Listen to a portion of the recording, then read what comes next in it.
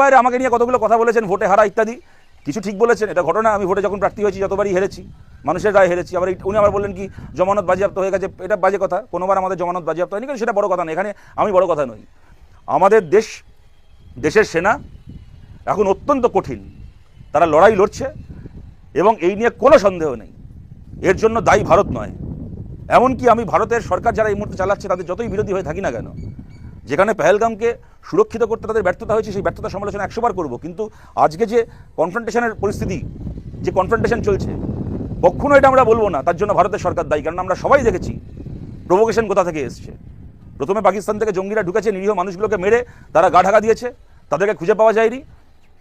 তারপরে পাকিস্তান 2 সপ্তাহের উপর সুযোগ পেয়েছিল, তাদের উচিত ছিল তাদের দেশের মধ্যে চলা জঙ্গি ঘাঁটিগুলোকে ভেঙে গুঁড়িয়ে দেওয়া, ওই জঙ্গিগুলোকে ভারতের হাতে প্রত্যার্পণ করা। তারা কোনো রকম কোনো উদ্যোগ নেয়নি।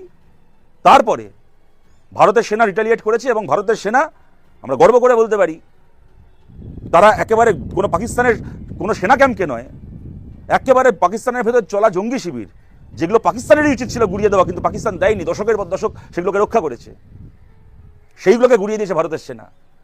তারপরে পাকিস্তান কাপুরুষের মতো যখন হামলা করেছে, পুঁচে 15 জন সাধারণ ভারতীয় মারা গেছেন, সাধারণ মানুষকে খুন করা হয়েছে। ভারতের কয়েকটা শহরের আকাশে মিসাইল লঞ্চ করতে চেয়েছে, আবার ভারতীয় সেনা বীরত্বের সঙ্গে সেগুলোকে ঠেকিয়ে দিয়েছে। তার বাইরে আমি ব্যাখ্যার মধ্যে যাচ্ছি না, কেননা এখন কোন খবর আসছে, কোনটা ঠিক কোনটা ভুল, যতটুকু খবর সেনার পক্ষ থেকে কনফার্ম করা হয়েছে সেইটুকু বললাম। আমরা গর্বিত যেভাবে লড়াই করছে আমাদের দেশের জওয়ানরা, আমাদের যাবতীয় শুভেচ্ছা, যাবতীয় ভালোবাসা তাদের সঙ্গে আছে। আর তাদের এই বীরত্বের সুযোগ নিয়ে যারা এই সুযোগে দাঁড়িয়ে নিজেদের নোংরামি, নিজেদের ছেঁচড়ামি, নিজেদের রাজনীতি করছে, তাদের প্রতি গণঘৃণা, তাদের ওপর গণঘৃণা বর্ষিত হোক।